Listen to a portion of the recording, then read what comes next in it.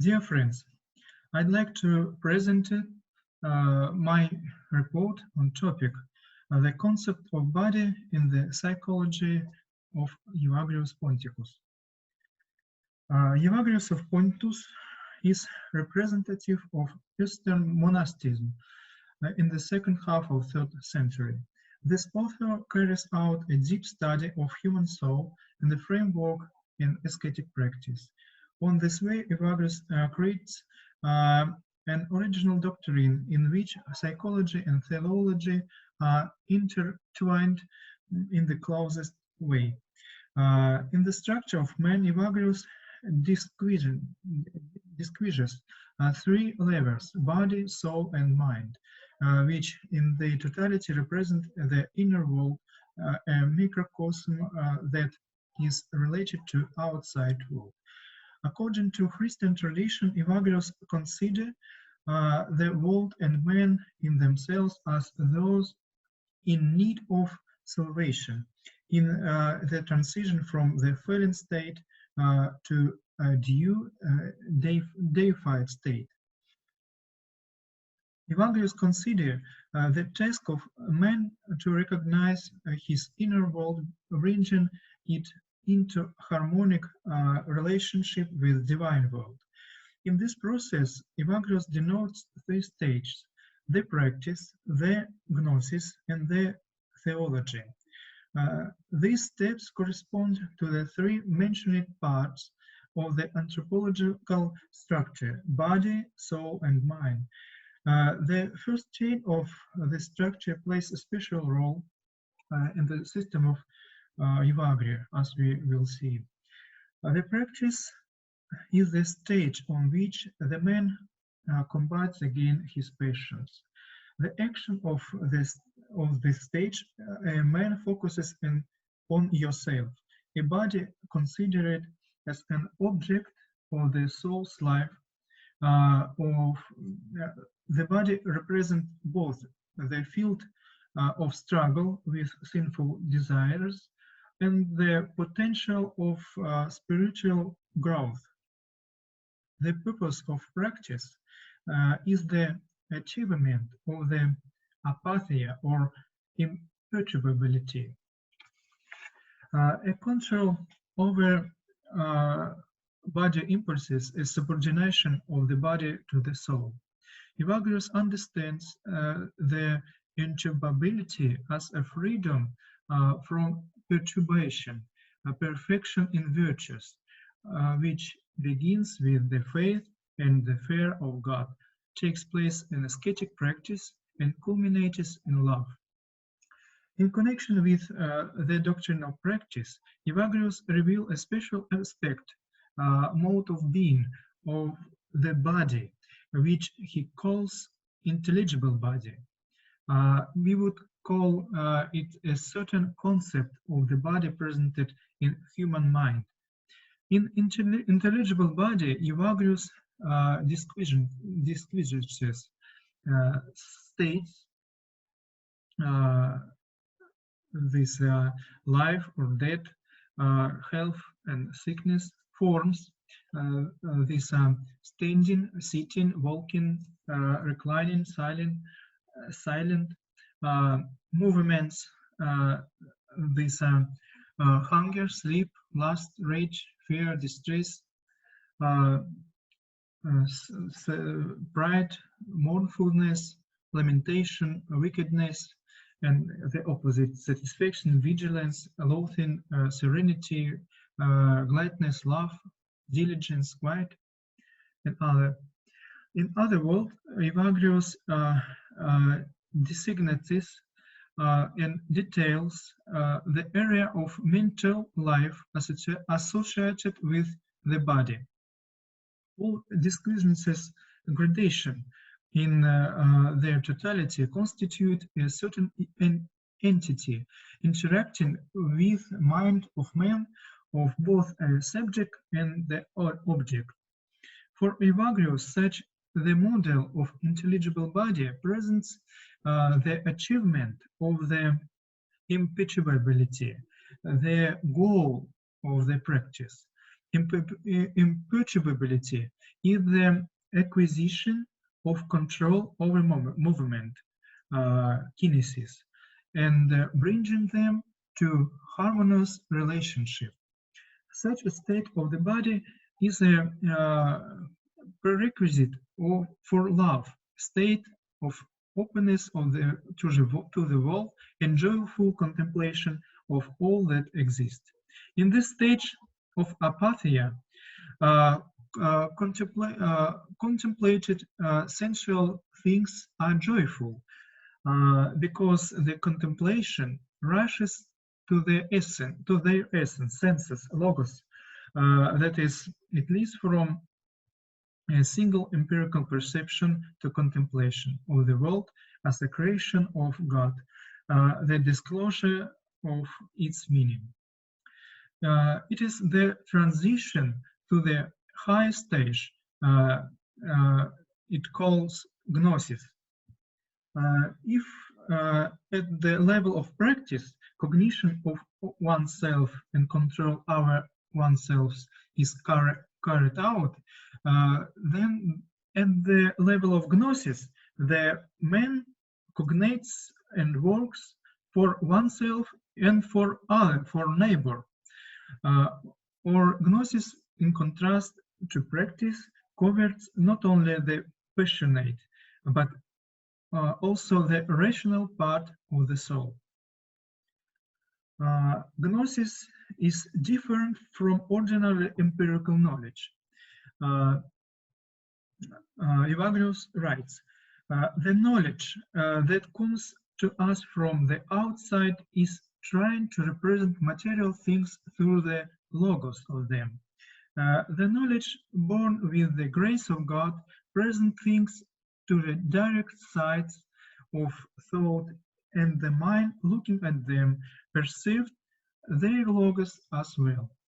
The first knowledge is confronted with error, and the second with anger, rage, and what follows them.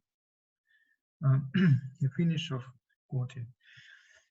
We see that gnosis is the knowledge of the knower, the knowledge that should be included in the prospect of growth in goodness, knowledge not only about external objects, but also knowledge of their meanings, that which refers to the soul of the knowing. Therefore, the first empirical knowledge is opposed by error, and the second by mental and personal manifestation, anger, rage, and what follows them. That is, the Gnostic, according to Evagrius, is a person who only knowing, but who not only knowing, but also virtuous. The main virtue of the is considered by Evagrius as the main virtues of Gnostic is charity, according to Evagrius. Evagrius writes, the Gnostic should always do alms and be ready to charity. And if he does not have money, he must part in the instrument of his soul. For the Gnostic, at all times, it by nature merciful. That is, possesses that the fine virgin were deprived of, whose lamp went out. The ending of quoting. Charity is the main virtue of Gnostic because it based on the principle of relation to neighbor. If the peak of practice is love, understood as internal imperturbability, initial, then the love of Gnostic is the charity, an active love in relation to neighbor, to another. That means by which the gnostic gets the charity is not money or any property. Also, this is not excluded, but an instrument of his soul. It's a very important phrase. Thus, for the charity, agnostic must use the instrument of the soul, that is, or it is his body, but body not physical, body mental. It is not mind he just about ordinary help by physical labor. The Aristotle term soma organicon refers to Aristotle's famous definition of the Aristotle term soma organico that used Evagrius, instrument of the soul. Refers to Aristotle's famous definition of the soul as the first entelechy of natural organic body. Treatise on the soul of Aristotle. The synthesis of the soul and body as a whole.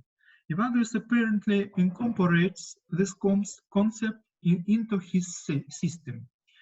According to his pro-Aristotelian position, Evagrius adheres to a special instrumentalist view of mental operation.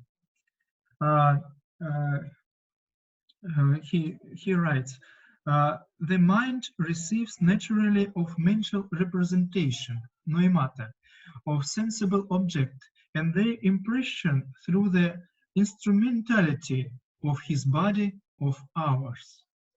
Dieto organico somatos. Whatever may be the form of the object, such is necessarily the image that the mind received, whence the mental representation of object are called copies, because they perceive the same form as them. End of quotation.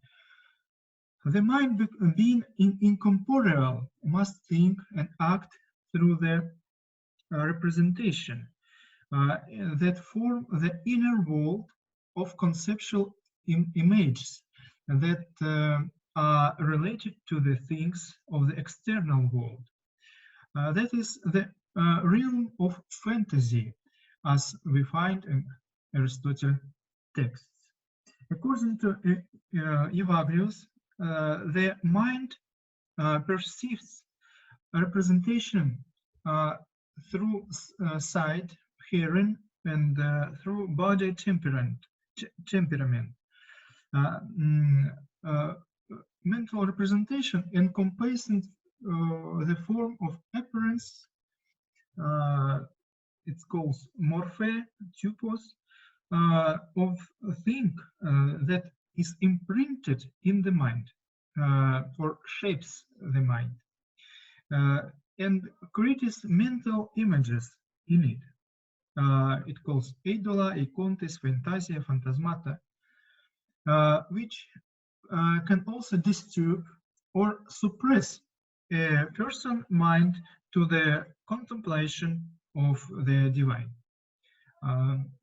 Evagrius writes, with this figure, the out mind does everything interiority. It sits and walks, gives and receives in its intellect. End of citation. Through its control of the image of the body, the mind able to act, although its own nature is incorporeal, and removed from all movements of his quality. That is, the mind is connected with the physical body through the image schema the mental representation of the body, which according to Evagrius has a proper essence. Here we again encounter the doctrine of the intelligible body, already mentioned by us in the teaching of Evagrius about practice. Relating to gnosis, the intelligible body becomes the instrument of the charity. Gnostic uses his instrument of the soul to help his neighbor, that is, his mind, which realizing itself in the body, both material and intelligible, becomes itself an image for the mind of the neighbor. The mind of Gnostic becomes an example of the correct design for external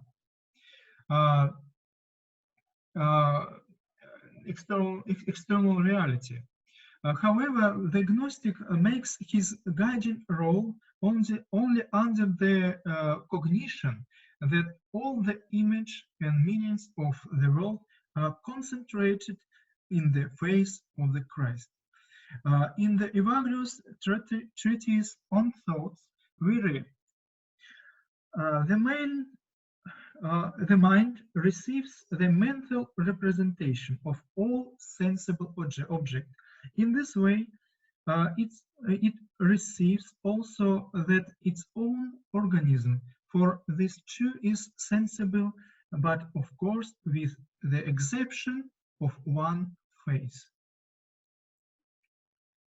The impossibility of the mental vision of one own face, according to Evagrius, carries a deep meaning. According to commentator of Evagrius, Augustine Cassidy, a person in the teaching of Evagrius cannot mentally see his face due to the lack of enlightenment by the divine light that flows from the face of Christ. The face that is lost in the mental self-image, the image of the body in the mind, is the face of Christ, which both is the face of God and the face of man. Thus, Evagrius emphasizes that Christ is the icon of revelation. Christ reveals the face of God. Thus, in the teaching of Evagrius, Christ as the image of God, of invisible, lies not only in the logos aspect of nature, but also in the structure of the man's self-consciousness. The divine logos, as the archetype of the human face, opens up for the latter of possibility of integration into divine nature or the contemplation of Holy Trinity. The vision of the Holy Trinity means, in Evagrius' thought, the highest knowledge and the highest mode of human existence. According to Evagrius, only a pure mind that is beyond any imagination can contemplate God at the highest level or remain in a state of genuine prayer or the theology. Such a mind calmly looks at things, and the mind has begun to see his own light. In the treatise on thoughts, Evagrius writes that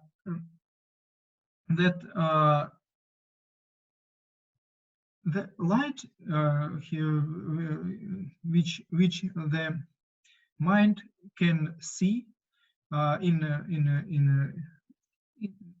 herself, which is the mind could not see the place of God within itself unless it has transcended all the mental representation associated with object. No, not we transcended them. If it has not part of the passions that blind the sensible object through the mental representation, and it will lay aside the passion through the virtuous and simple thoughts through the spiritual contemplation. And this is turned to the lay aside when there appears to it that light, which at the time of prayer leaves an impress of the place of God. We see that the own light of the mind does not belong entirely to the mind person. The mind is a place of God, which is enlightened by divine light. From the further discussion of Evagrius, his concept of the light illuminating a pure mind is clarified. Evagrius writes that while among a mental representation, some leave an impress and form our ruling faculty. The mental representation of God does not leave an impress. Thus, we can consider the light of God to be a sphere of spiritual representation, noemata, which do not create imprints in the mind, but nevertheless interacting with the pure mind. If this divine representation do not create a sphere of images that the mind can operate with, then it's quite obvious that the principle of interaction is different. The pure mind itself becomes an image or place and it enters in the relationship with the divine representation as a matter with form. That is, in this case, the mind of man is as organon or instrument of the God. In this capacity, he is contemplating himself. It should be noted that in transformation of the mind into the matter or body organon of God does not mean the dissolution of the human personality in the deity. A man enlightened by a divine light, according to Evagrius, remained himself not only as a mind, but also as a body and soul, already in the different transformed state. By the transformation of the mind into the body of God, one must understand as return of the mind to its original state before fall. This does not mean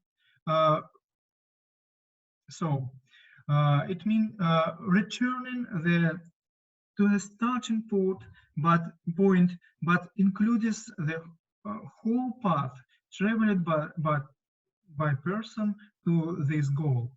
This is an existential of not only the mind, but also the soul and body in their transformed form, in one state, in the contemplation of Holy Trinity. The mind, reflecting his archetype, God, includes the soul and body in the intelligible equivalent. Not without reason, this perfect state is considered by Evagrius as an act of pure prayer. In this section, the two previous steps practicing gnosis are present in their actualized entelechy form. Thus, Evagrius of Ponticus is, in his anthropology and psychology, holds the principle of symbolism. On the basis of his principle, Evagrius designed this two-part process of ontological growth and gaining true knowledge. The key concept of this process is the Aristotelian term organon, and the related concept of the soul as the entelechy of organic body. Evagrius creatively developed this concept using it in area of psychology. Thank you for attention.